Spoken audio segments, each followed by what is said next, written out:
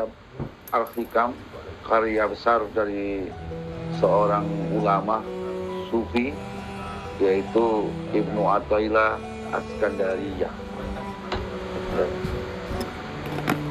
Malam hari ini marilah kita sama-sama kita selalu bersyukur dengan nikmat Allah yang diberikan kepada kita. Nikmat yang saya selalu ingatkan kepada kita semua, sahabat Facebook. Nikmat yang selalu yang harus kita syukuri, karena sedikit manusia itu bersyukur tentang nikmat itu. Di dalam Al-Quran di surat Sajadah ayat 9 yang bunyinya, kutiupkan ruh dan kusempurnakan, lalu kujadikan kamu pendengaran, penglihatan dan hati, amat sedikitlah kamu bersyukur. Allah juga menjelaskan di dalam Al-Quran di surat Al-Mu'minun ayat 78. Allah menjadikan kamu pendengaran, penglihatan dan hati, amat sedikitlah kamu bersyukur. Artinya kita diperingatkan oleh Allah agar kita selalu menggunakan pendengaran, penglihatan kita.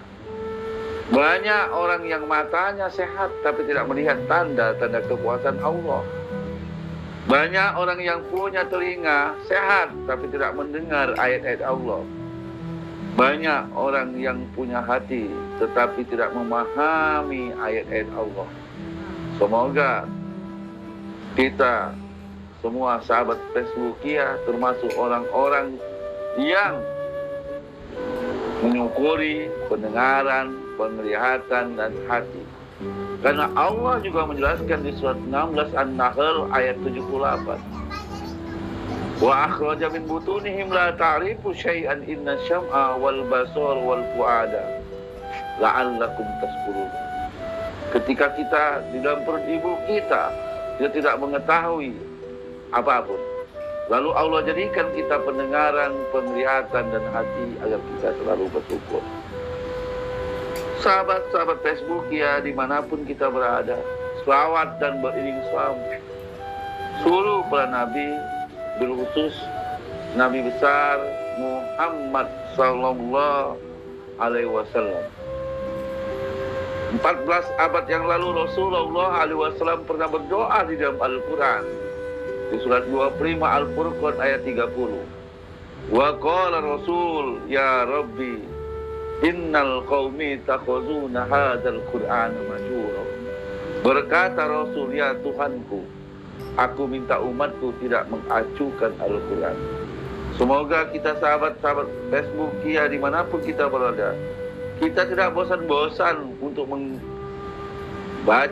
mempelajari isi Al-Quran dan mempraktekkan kehidupan Quran dalam kehidupan sehari-hari kita.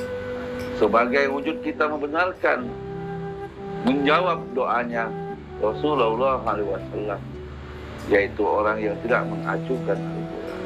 Semoga kita termasuk orang-orang yang selalu mengkaji, membaca, mempelajari Al-Quran dan selalu mempraktekkan dalam kehidupan, menjadi pola pikir kita, pola perbuatan kita, pola kehidupan kita dengan Al-Quran, agar Al-Quran menjadi rahmat buat kita. Sahabat-sahabat Facebook ya, dimanapun kita berada, malam hari ini kita akan membawa judul yaitu dalam kitab Al-Hikam di bab 51. Saya ambil dari cuitan di dalamnya. Orang yang mengenal Tuhan dengan baik, mengenal Allah dengan baik, tentu mengenal apa dosa yang tidak diampuni oleh Allah. Saya baca dalam kitab Al-Hikam. Bismillahirrahmanirrahim. Syekh mengatakan, la ya'zumul zambu indaka azamatan tasudduka an husni zanni billahi ta'ala fa in man arafa rabbahu wa istaghfara fi jambi karamihi zambuhu. Jangan sampai dosa yang kau anggap besar menghalangi kamu berbaik sangka kepadanya. Siapa yang mengenal Tuhannya akan mengenal dosa kecil, dosanya yang kecil jika dibandingkan dengan kemurahannya. Saya ulang lagi. La yazummuhu zambu indaka azamatan tasduka an husni zanni billahi ta'ala. Fa in man arafa rabbahu wa istaghfaraha fi jambi karamihi zambuhu. Jangan sampai dosa yang kau anggap besar menghalangi kamu berbaik sangka kepadanya, berbaik sangka kepada Allah Subhanahu wa taala.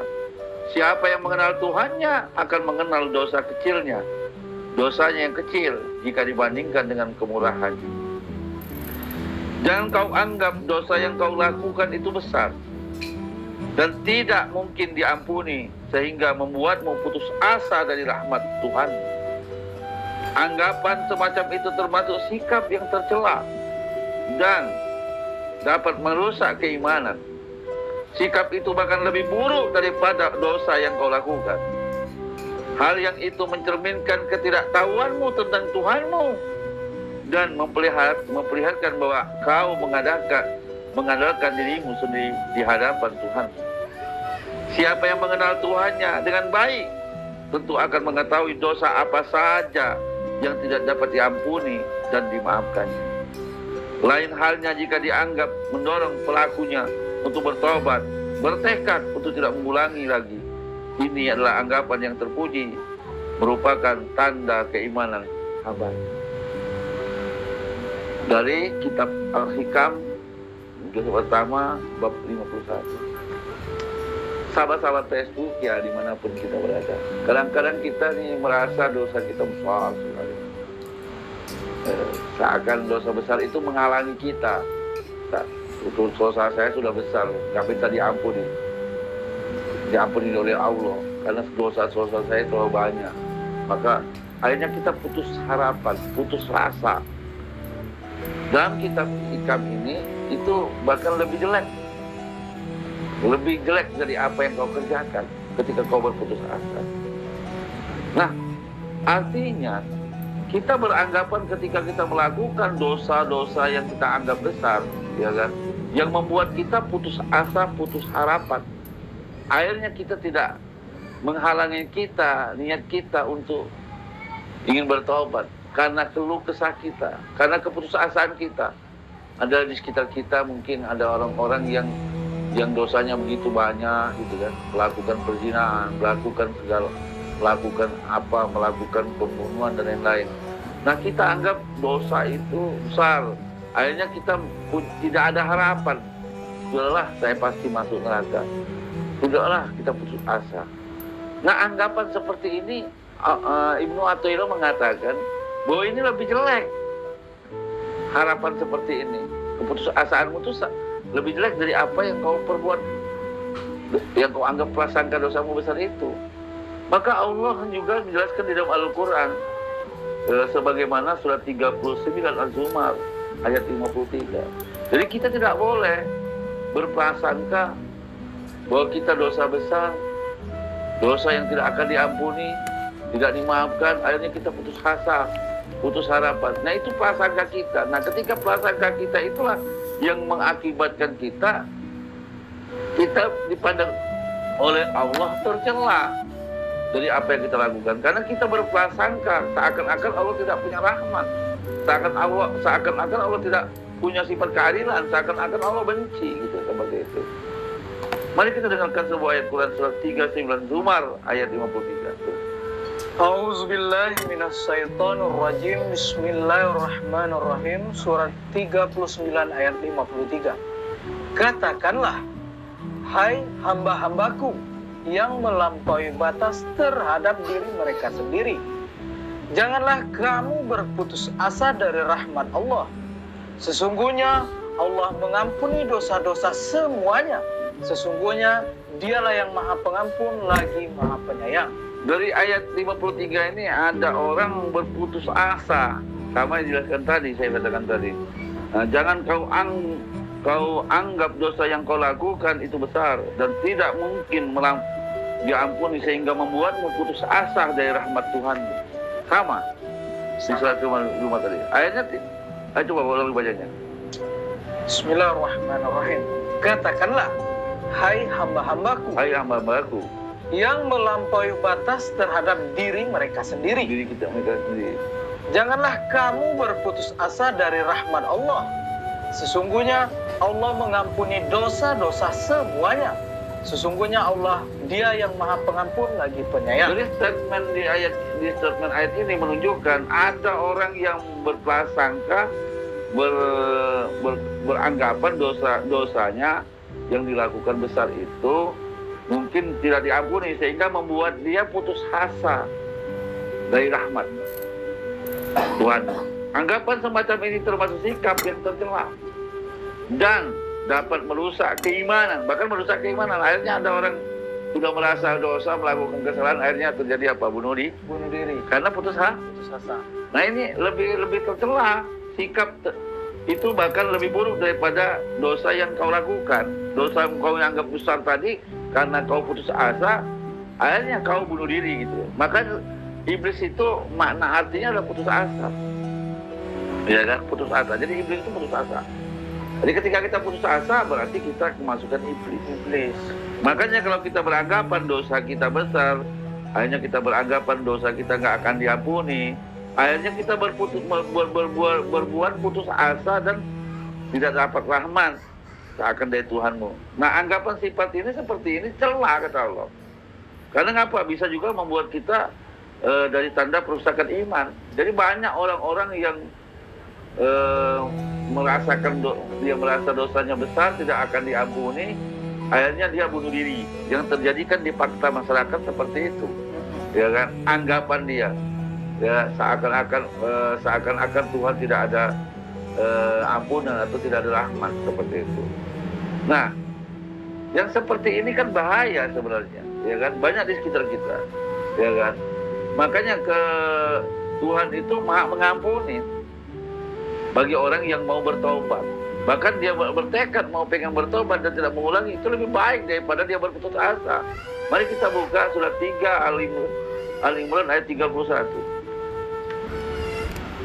Bismillahirrahmanirrahim. Surat 3 Al-Imran ayat 31. Katakanlah, jika kamu benar-benar mencintai Allah,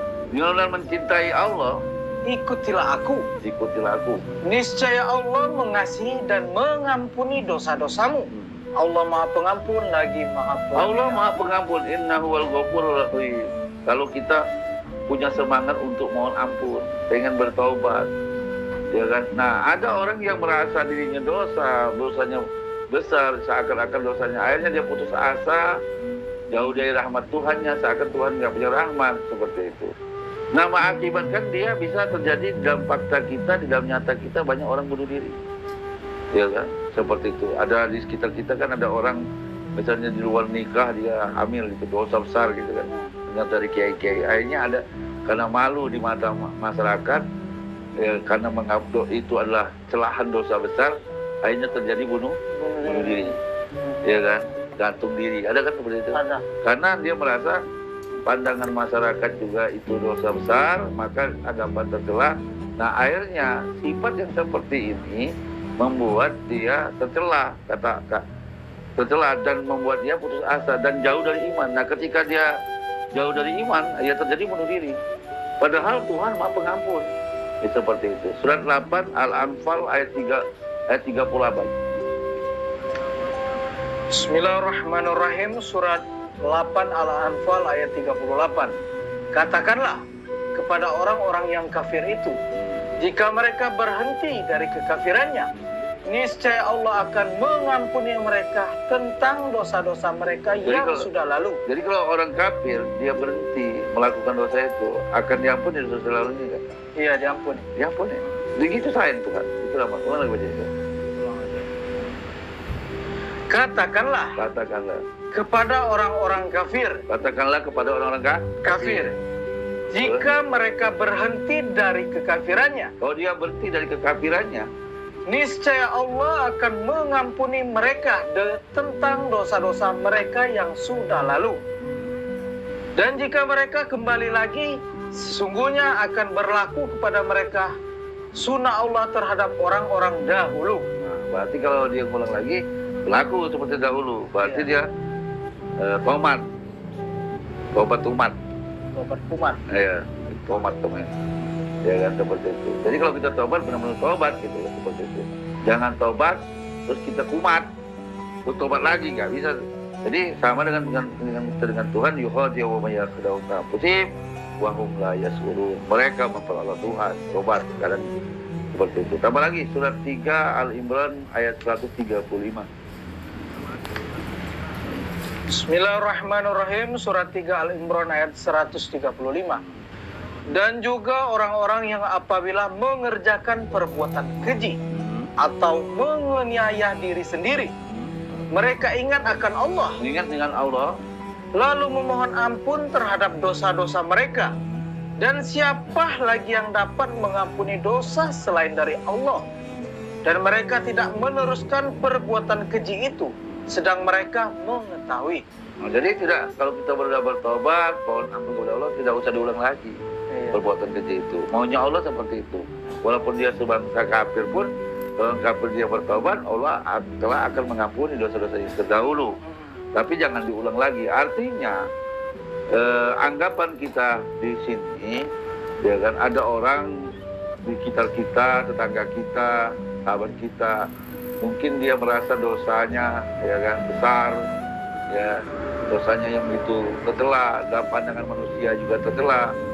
Mungkin dia hamil di luar nikah, atau dia aborsi dan lain-lain seperti itu. Nah, dia beranggapan dosa itu besar, memang besar dosanya, akhirnya menganggap dia terus mendengarkan seorang penceramah seperti itu, akhirnya menganggap dia, aku ini sudahlah dosa seperti ini nggak akan diampuni juga. Nah, itu namanya putus asa, ya, tidak akan ada rahmat gitu seperti itu. Nah, itu kata Allah itu tercela, dan bahkan seperti itu keluar dari sifat keimanan seperti itu. Jadi kalau kita ada tetangga kita, sahabat kita, jangan dipusin. Ada kan kalau kita lihat ada tetangga kita atau keluarga kita nikah misalnya, belum nikah udah bunting hamil gitu kan, seperti itu. Itu kan dosa besar, berzina kan, seperti itu. Anggapan kan. Terus dia bertemu dengan orang yang bertemu dengan orang atau dengan suatu ceramah yang membuat akhirnya membuat dia putus asa gitu. Putus asa dan putus rahmat. Nah, datang di sekitar masyarakat di sekitarnya mencelahnya juga seperti itu. Ya. Akhirnya membuat dia bunuh diri. Putus asa. Putus asa. Akhirnya kan terjadilah bunuh diri seperti itu. Ya. Banyak yang terjadi dari itu. Ketika dianggap hamil gitu kan, di luar nikah, akhirnya dia aborsi. Salah satu aborsi itu dia malu di masyarakat dan juga malu dosa itu dosa besar. Kalau dosa besar karena anggapan masyarakat tadi, akhirnya dia mengaborsi. Ternyata dengan aborsi itu dia membunuh anak janin itu dan membunuh dirinya sendiri. Bahkan ada orang bunuh diri. Ya. Nah, itu oleh Putus asa. Makanya kalau kita mengenal Tuhan, saya ingat satu cerita, ya kan, di dalam kitab suci Tuhan, ya kan, di kitab Injil ada perempuan berzina, ya kan, berzina artinya perempuan panggilan gitu ya. Ya. Jadi penzina. Jadi Bani Israel ini ada umat menghakiminya. Ketika itu perempuan penzina ini dibawa ke depan Isa, Nabi Isa. Ya. Ya, Nabi Isa alaihissalam. Terus bertanyalah Bani Israel, ya Siti Aisyah, ya Isa ibnu Maryam, hamba Allah, utusan Allah. Bagaimana perempuan penzina ini? Kau tahu kan hukumnya di dalam kitab Taurat? Ya kan? Bunuh dibalas bunuh, jiwa dibalas jiwa, ya kan, yang Taurat. Nah, ini perempuannya adalah penzina kan? Ya kan? Bagaimana ya Isa ibnu Maryam utusannya? Isa tetap menulis di dalam hati kita itu. Terus bertanya lagi Bani Israel, menekan, wahai utusan Allah, Isa ibnu Maryam, bagaimana perempuan perzina ini? Ya kan? Karena dia sudah kotor, ya kan? Sudah tidak suci karena perzina, karena dia lakukan adalah perbuatan keji. Bagaimana keputusanmu dalam kitab Taurat? Ya, akhirnya Isa mengangkatkan kepalanya lalu memandangi ke umatnya Bani Israel itu. Terus Isa berkata, hai Bani Israel, wahai masyarakat di sini, Anda sedang menghakimi ini perempuan perzina ini. Kalau di antara kalian ada yang merasa diri kalian suci, merasa lebih baik, silakan lemparin, silakan rajam ini perempuan. Kata Isa, Nabi Isa ibnu Maryam. Maka masyarakat menoleh satu sama lain, melihat pada diri masing-masing. Kata Isa, kalau kamu merasa diri kamu suci, silakan lempar. Maka dari masyarakat yang menarik merajak mau lempar, mau menghakimi tadi, satu persatu pulang, ya kan? Pulanglah, ya kan? Nggak ada. Ya. Akhirnya tinggallah perempuan perzina tadi dengan Isa, ya kan? Terus perempuan itu bertanya, ya Isa ibnu Maryam, bagaimana saya? Saya perempuan perzina, saya perempuan pendosa. Bagaimana keputusan? Maka Isa ibnu Maryam mengatakan kepada perempuannya, silakan kau pulang. Silakan Bu, pulang. Kenapa? Kita lihat di masyarakat, ketika kita lihat ada orang datang ke kita, ada datang ke kiai, datang kemana-mana, diberikan hukum, seakan-akan hukum itu seakan-akan dosa itu dosa besar gitu. Dosa memang besar, cuma ditakut-takutin. Ya. Isa tadi santai, pulang. Kenapa? Dalam kitab Injil itu ternyata ditulis sama Al-Quran, ya kan? Surat 53 An-Najm ayat 32. Bismillahirrahmanirrahim. Surat 53 ayat 32. Yaitu orang yang menjauhi dosa-dosa besar, dan perbuatan keji yang selain dari kesalahan-kesalahan kecil. Sesungguhnya Tuhanmu maha luas ampunannya. Maha luas ampunannya. Jadi ampunan itu Allah itu luas banget, ya kan? Terus, dan dia lebih mengetahui tentang keadaanmu. Allah itu lebih mengetahui keadaanmu itu. Ketika dia menjadikan kamu dari tanah, dan ketika kamu masih janin dalam perut ibumu. Bahkan Allah lebih tahu, ya kan? Dari sejak kamu dari rahim dan bakal dari kejadian itu. Maka janganlah kamu mengatakan dirimu suci. Jadi janganlah kamu mengatakan dirimu Suci. Boleh nggak kita mengatakan dirimu suci? Nggak boleh. Termasuk Isa tadi. Iya. Ya, nggak ada yang suci. Iya. Karena kalau ada yang suci berarti melawan Tuhan. Karena yang maha suci adalah Tuhan. Nggak ada yang bersih. Terus dialah yang paling mengetahui tentang orang yang bertakwa. dari cerita Nabi Isa tadi, artinya ketika kita gini lah, diumpamakan ketika ada orang sakit di rumah sakit, bahwa sakit ini parah gitu, menunjukkan kematian gitu ya, kanker gitu, ya kan? Terus seorang dokter ketika pasien ini sakit seperti itu, terus bagaimana keadaan pasien ini, diceritakan dengan keluarganya gini-gini, tidak bagus. Berarti diberi semangat, ya kan? Ya kan? Bahkan pasien pun dengan secara lemah lembut mencari waktu tepat untuk menyampaikan penyakitnya tadi. Walaupun disampaikan penyakitnya, bilang, memang di medis itu tidak ditemukan, tapi kalau Tuhan memberikan kesempatan, banyak tetangga-tetangga orang-orang di sekitar kita yang sakit seperti ibu gitu kan, ternyata sehat. Iya. Ya kan? Berarti kan ada harapan. Nah, begitu juga kita sebagai seorang ustaz, seorang ulama, seorang habaib. Ketika ada orang-orang yang melakukan dosa datang kepada kita, dosanya dianggap besar, terus kita memberikan paparan menakutkan gitu, ya kan? Iya. dosa kamu nggak bakal diampuni, kamu pasti masuk neraka. Wah, kelak neraka seperti itu, kata seorang itu.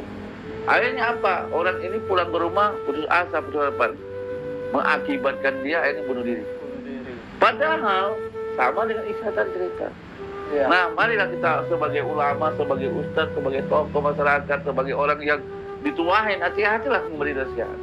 Ya, jangan sampai kita memberi harapan, ya kan? Nah, tentu orang-orang yang beragama, tentu seorang ulama, tentu seorang ustadz tahu dosa mana yang tidak bisa diampuni. Nah, maka orang yang mengenal baik dengan Tuhan itu, dia pasti mengenal dosa mana yang tidak bisa dimaafkan oleh Allah dan tidak diampuni. Tapi kata Allah, semua aku ampuni dosanya. Ya kan? Ya. Tapi ada di dalam Quran saya baca itu ada dua. Allah menyatakan Allah tidak mengampuni dosanya. Ya, seperti itu. Jadi selain dosa-dosa lain mungkin diampuni, tapi dosa yang ini akan diampuni oleh Tuhan dan tidak dimaafkan. Saya dapatkan di dalam buku ada 6 dan 7, tapi itu saya baca di lain dengan Quran tidak ada pernyataan itu. Tapi kalau pernyataan yang sebenarnya di dalam Al-Quran cuma 2 tentang dosa yang tidak diampuni oleh Allah. Surat, mari kita baca di dalam Al-Quran, yaitu surat 4 An-Nisa ayat 48. Bismillahirrahmanirrahim. Surat 4 An-Nisa ayat 48. Sesungguhnya Allah tidak akan mengampuni dosa syirik, dan dia mengampuni segala dosa yang selain dari Jadi syirik. semua dosa itu diampuni kecuali syirik. Syirik. Ya kan? Ya. Ya kan? Ya, artinya syirik, dosa besar bisa diampuni, tapi dosa syirik bukan dosa besar lagi, tapi dosa yang tidak bisa diampuni. Apa lagi? Surat 4 An-Nisa 116. 116. Bismillahirrahmanirrahim. Surat 4 An-Nisa ayat 116.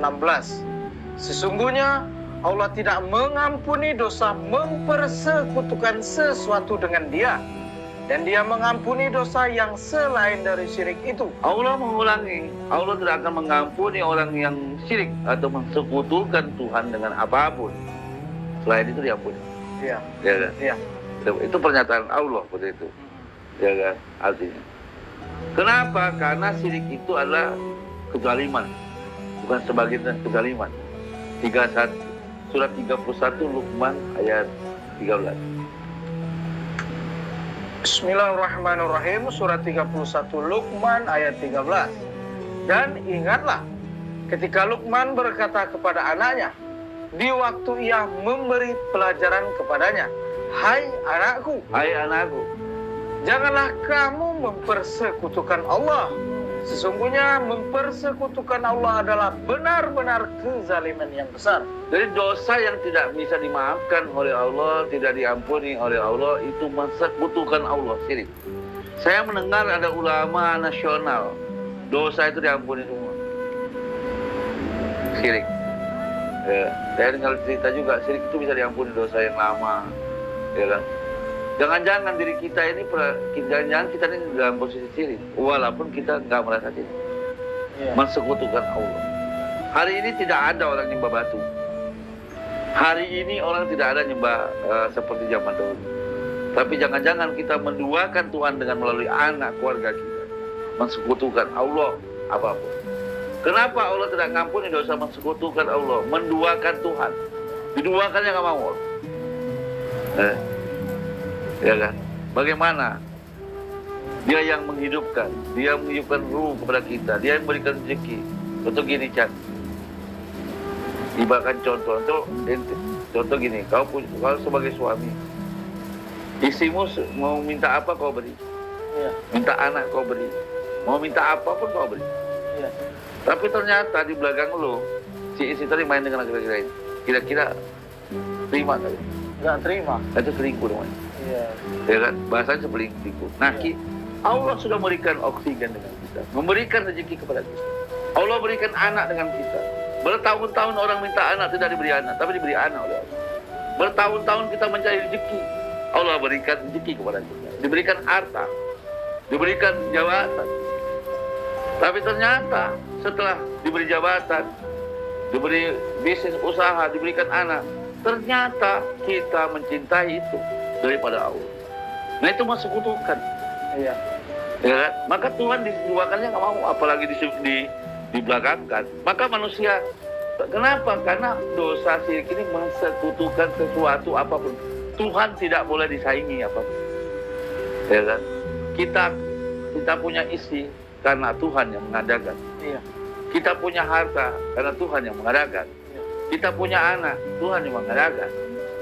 Dan kalau dari awal sampai terakhir, mari kita pikirkan. Ketika punya rezeki, kaki punya siapa? Tangan kita ketika begawi bangunan atau nyetir mobil ataupun menulis tanda tangan itu punya siapa? Begitu cintanya Allah dengan kita. Tapi ternyata setelah mendapatkan sesuatu, Tuhan dibuat nomor 2 atau dibuat nomor 7. Itu mensekutukan Allah tanpa kita sadari. Makanya orang kenapa dosa mensekutukan Allah tidak diampuni, dosa yang lain diampuni? Karena orang yang mensekutukan Allah itu najis di mata Allah. Surat 9 At-Taubah ayat 28. Bismillahirrahmanirrahim. Surat 9 At-Taubah ayat 28. Hai orang-orang yang beriman, sesungguhnya orang-orang yang musyrik itu najis. Orang yang musyrik itu najis. Jadi kalau najis,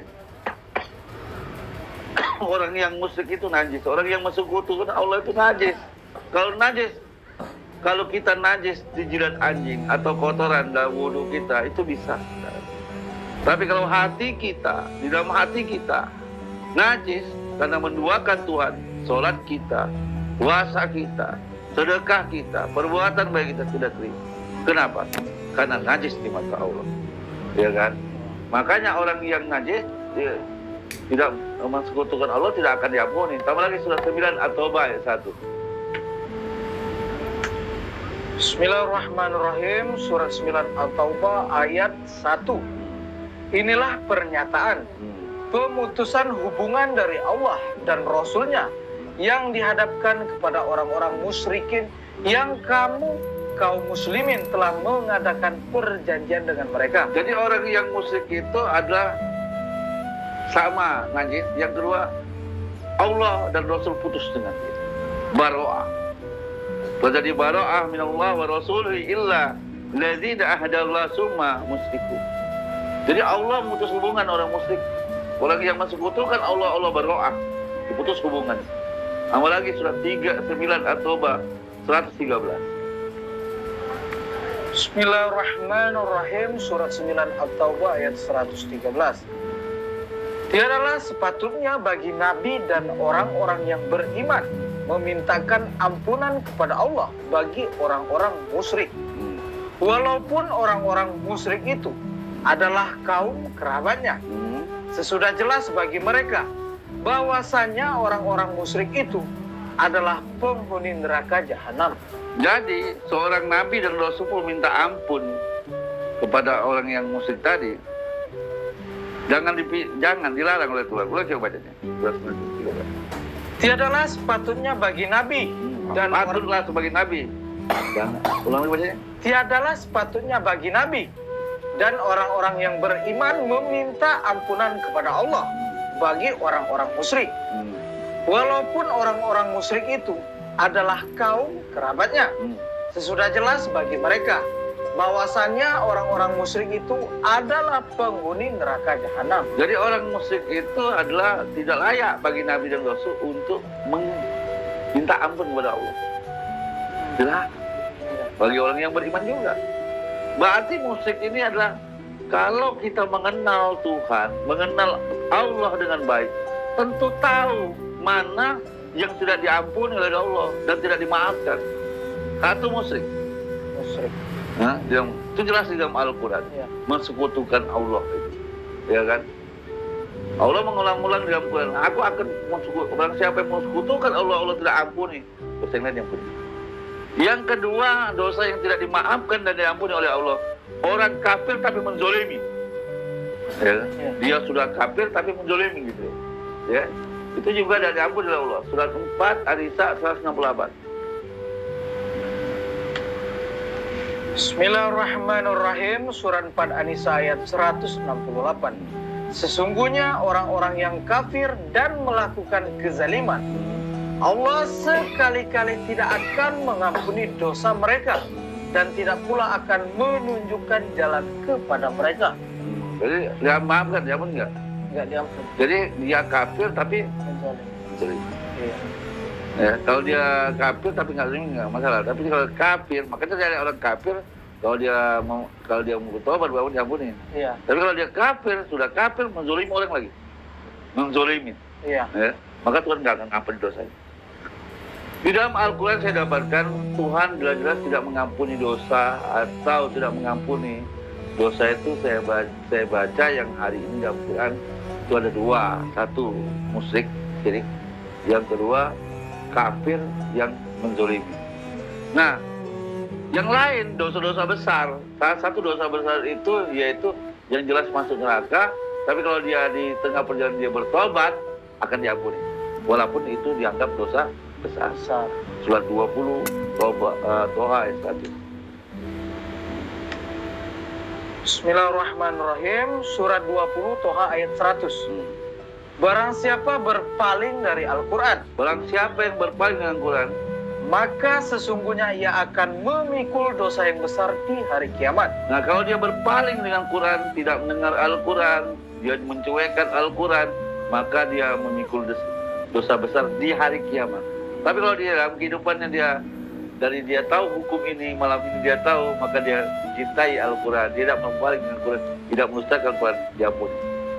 Ya kan? Walaupun ini dosa besar. Tapi kalau dia di kehidupannya sampai ke mati, dia mendustakan Al-Quran, berpaling dengan Quran, pasti dia sampai hari kiamat apa juga dia masuk neraka. Tambah lagi surat 7:40. Jadi orang yang mendustakan Quran itu dosa besar juga, neraka malahan. Bismillahirrahmanirrahim. Surat 7 Al-A'raf ayat 40. Sesungguhnya orang-orang yang mendustakan ayat-ayat kami dan menyombongkan diri terhadapnya, sekali-kali tidak akan dibukakan bagi mereka pintu-pintu langit, dan tidak pula mereka masuk surga hingga unta masuk ke lubang jarum. Jadi dia bisa masuk surga kalau unta masuk lubang jarum. Iya. Artinya orang yang mendustakan Al-Quran sampai di akhir hidupnya mendustakan Al-Quran, dia dipastikan masuk neraka. Iya. Sama bilang tadi, orang siapa yang berpaling dengan Al-Quran, dia pasti dosa yang besar. Iya. Dan dipastikan dia masuk neraka, bisa masuk neraka, bisa masuk surga kalau unta masuk lubang jarum. Iya. Tapi kalau di pertengahan hidupnya dia ada berpaling dengan Quran, dia cinta dengan Quran, dia tidak mendustakan Quran dan melaksanakan Quran, maka Allah ampuni. Kecuali dosa yang dua tadi. Iya. Yang ketiga, dosa yang menyebabkan masuk neraka, tapi kalau dia tidak ulangi lagi dan dia bertobat dengan sungguh-sungguh tidak mengulangi, akan diampuni. Tapi kalau dia tidak, masih dia lakukan sampai di akhir kehidupannya, maka dipastikan dia masuk neraka. Salah satunya adalah memakan harta anak yatim. Dengan surat 4 ayat 10. Bismillahirrahmanirrahim. Surat 4 An-Nisa ayat 10. Sesungguhnya orang-orang yang memakan harta anak yatim secara zalim, sebenarnya mereka itu menelan api sepenuh perutnya, dan mereka akan masuk ke dalam api yang menyala-nyala. Jadi orang yang makan harta anak yatim dengan makan harta anak yatim setomak-tomaknya, itu sudah dipastikan dia menelan api neraka dan sudah dipastikan masuk neraka. Kalau malam hari ini ada orang seperti itu dan mendengar dan dia bertobat dan tidak mengulangi lagi pertobatan sekali itu, dia paham bahwa menelan api neraka, maka pada hari saat itulah Allah mengampuni dosa. Kalau dia masih mengulangi, ya sudah dipastikan orang yang makan harta anak yatim itu pasti masuk neraka. Maka salah satunya dulu saya ingin mendirikan panti asuhan atau orang tua asuh anak yatim, ya kan. Nah ketika saya membaca ini agak berpikir dua kali, karena aku takut. Ya. Karena agak takutnya bercampur dengan makan dengan harta anak yatim. Ya. Kita banyak sekali di sekitar kita, Chandra, di sekitar kita, di dekat kita, banyak sekali ada orang-orang di sekitar kita atau di panti asuhan atau di negeri ini yang anak yatim itu menjadi sebagai pencarian nafkah. Jadi ada yang menghidupi anak yatim, ada istilah orang minta hidup dengan anak yatim. Iya. Ya, jadi ada istilahnya menghidupi anak yatim, memuliakan anak yatim, tapi ada juga yang minta hidup, minta muliakan dengan anak yatim. Iya. Nah, gitu kan? Ada Tipis bahasa seperti itu. Tapi bagi saudara-saudaraku yang malam hari ini yang punya rumah asuh atau juga anak-anak yatim bagi miskin, yuk mari kita muliakan anak yatim seperti Nabi ajarkan. Kita besarkan, kita santunin dengan lain-lain. Jangan sampai kita hidup dengan anak yatim atau minta mulia anak yatim, ya kan? Banyak yang terjadi seperti itu. Nah, artinya jangan sampai 4 An-Nisa ayat 10 ini kita memakan makan harta yatim itu sama dengan menelan api neraka dan dipastikan masuk neraka. Makanya orang yang tidak peduli dengan anak yatim di sekitar juga itu berpengaruh. Dia lihat dengan mata dia melihat tapi buta gitu. Telinganya mendengar bahwa di samping kanan kirinya ada rumah, ada orang yatim yang miskin melarat, tapi dia nggak mendengar. Nah, orang seperti ini walaupun dia beragama, dia rajin sholat, masih dipandang oleh dusta oleh Allah. Surat 107 ayat 1 sampai 2. 107 ayat 1. Bismillahirrahmanirrahim. Surat 107 Al-Ma'un ayat 1. Tahukah kamu orang yang mendustakan agama? Tahukah kamu orang yang mendustakan agama?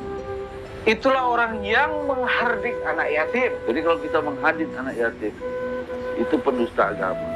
Kalau kita makan anak yatim, kita tidak muliakan anak yatim, itu pendusta agama. Kalau kita makan harta anak yatim, kita menelan api neraka. Ya. Jadi artinya tidak sembarangan, harus hati-hati. Ya kan? Ya. Maka kalau sekitar kita, di depan rumah kita, tetangga kita ada anak yatim yang tinggalkan orang tuanya atau ibunya, tapi dia miskin dan melarat, tapi dengan mata kita melihat, kita hati-hati. Walaupun kita rajin sholat, rajin puasa, rajin Senin Kemis, kita masih dipandang dusta oleh Allah. Ya kan? Ya. Atau kita mendengar, ya kan?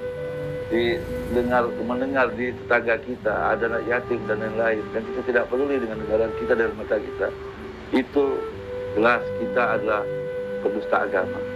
Nah, kalau kita di sekitar kita dan kita makan harta anak yatim, itu menelan api neraka. Nah, kalau kita sadar dan kita tidak mengulangi dan bertobat dengan sungguh-sungguh, Allah ampuni. Lain dengan musik tadi. Itu satu. Yang kedua, lanjut lagi surat 69 Al-Haqqah ayat 30. Ya. Ini yang masuk neraka juga. Bismillahirrahmanirrahim. Surat 69 Al-Haqqah ayat 30. Allah berfirman, peganglah dia, lalu belenggulah tangannya ke lehernya. Lanjutkan. Kemudian masukkanlah dia ke dalam api neraka yang menyala-nyala. Kemudian belilah dia dengan rantai yang panjangnya 70 hasta. Lanjutkan. Sesungguhnya dia dahulu tidak beriman kepada Allah yang Maha Besar. Dan juga dia tidak mendorong orang lain untuk memberi makan orang miskin. Maka tiada seorang teman pun baginya pada hari ini di sini. Dan tidak pula makanan sedikit pun baginya kecuali dari darah dan nanah. Jadi kalau ada orang yang dipastikan masuk neraka, dibeli rantai 70 hasta, salah satunya dia tidak beriman dan tidak mendorong orang lain memberi makan orang miskin. Itu dipastikan dia masuk neraka dan dibeli rantai 70 hasta. Ini dosa besar. Jadi kalau kita mendengar, ya kan, minimal kita mendengar kita seorang ustaz, tapi ada tetangga kita yang kelaparan, tapi kita tidak mendorong orang lain di sekitarnya untuk memberi makan ke orang miskin, itu kena. Walaupun di ustaz, ya kan. Nah, apalagi dia seorang yang mampu, dia bisa memberi, ya, dia mampu dengan hartanya. Tapi di sekitar dia adalah banyak orang miskin yang kadang makan, kadang enggak, dan dia mampu dan tidak mendorong dirinya untuk memberi makan. Itu dipastikan dia masuk neraka dan diberi rantai 70 hasta. Walaupun dia sudah umroh, walaupun dia haji tiap tahun, walaupun dia rajin sholat, walaupun dia rajin ke masjid, Iya. dia tetap dipastikan masuk neraka dan diberi rantai 70 setan. Kenapa? Karena dia tidak beriman dan tidak mendorong orang lain memberi orang miskin. Kalau dia mampu dan kaya, dia tidak pernah mendorong dirinya untuk memberi makan orang miskin. Kalau di sekitarnya banyak orang miskin, makanya pasti dalam neraka itu. Artinya bahaya sekali, ya kan? Iya. Itu dosa besar. Tapi kalau dia sadar setelah malam hari ini mendengar apa yang kita sampaikan, seolah dengan dia mendorong dirinya sendiri untuk menimbang memberi makan. Iya. Ya kan? Nah, itu satu dosa besar tapi bisa diampuni. Yang kedua, yang ketiga, selain itu juga, yaitu membunuh, ya, membunuh juga ya. Iya. Surat 5 Al-Maidah ayat 50. Surat 5 Al-Maidah ayat 32. Bismillahirrahmanirrahim. Surat 5 Al-Maidah ayat 32. Oleh karena itu, kami tetapkan suatu hukum bagi Bani Israel, bahwa barang siapa yang membunuh seorang manusia, bukan karena orang itu membunuh orang lain, atau bukan karena membuat kerusakan di muka bumi, maka seakan-akan dia telah membunuh manusia seluruhnya. Jadi kan orang membunuh orang itu sebenarnya ketika membunuh orang itu sebenarnya membunuh manusia sebumi itu. Iya. Besar hukum. Makanya bunuh baru Iya, ada hukum ya, Ustaz ya. itu dosa besar. Iya. Tapi kalau dia sadar dan dia minta maaf dan mohon ampun dengan Tuhan atas kemundurannya, dan dia artinya bertobat dan minta maaf dan menghadap dengan orang yang risikonya itu, maka diampuni. Salah satunya Umar bin Khattab. Dia mengubur anaknya sendiri, lalu dia bertobat dan diampuni oleh Allah. Nah, seperti itu. Jadi membunuh orang itu sama dengan membunuh Manusia seluruhnya. seluruhnya. Iya. Karena dia tidak ada pengetahuan tentang ilmu ini, peraturan Tuhan, dan dia baru mengetahui, dan dia pengen bertobat dan pengen mengampun dengan Allah. Nah, Tuhan mak luas ampunnya, diampuni. Iya.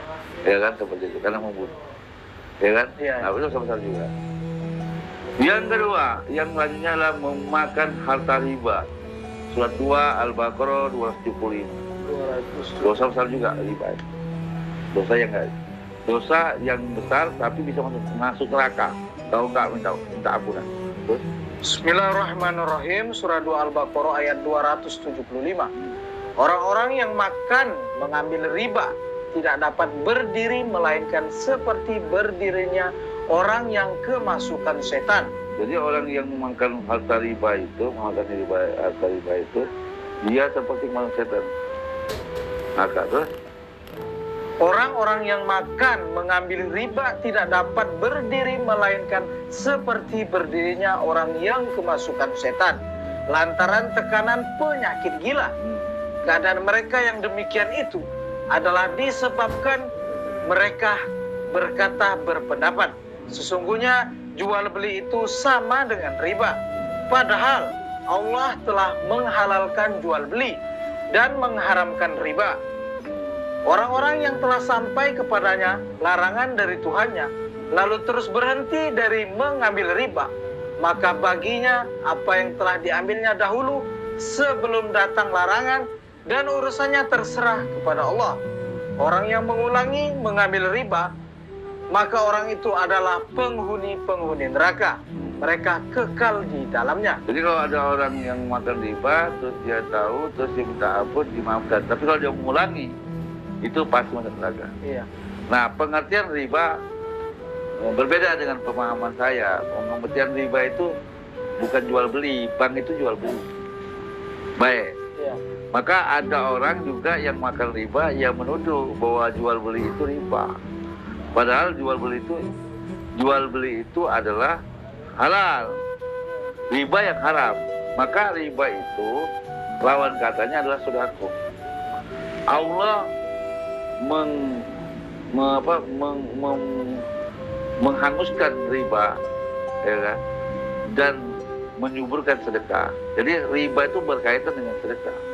Iya. Ya, riba tidak ada kaitan. Makanya ada orang yang riba menganggap bahwa baik itu jual beli itu adalah transaksi jual beli itu adalah riba, ya kan? Dulu kan nggak ada bank itu kan transaksi jual beli juga, Iya. ya kan? Jadi jual rumah kan pakai DP itu bukan riba, itu jual beli, muamalah gitu. tidak secara tunai. Itu bukan riba, ya kan? Makanya ada orang mengatakan riba, pemahamannya dia mengatakan bahwa jual beli itu riba. Allah mengatakan jual beli itu tidak riba, jual beli itu halal, ya kan? Riba itu yang haram. Nah, barang siapa yang makan harta riba tadi, terus dia bertobat, ya ampuni. Tapi kalau dia mengulang, dia pasti masuk neraka. Nah, riba itu berkaitan dengan sedekah. Ya. Maka Allah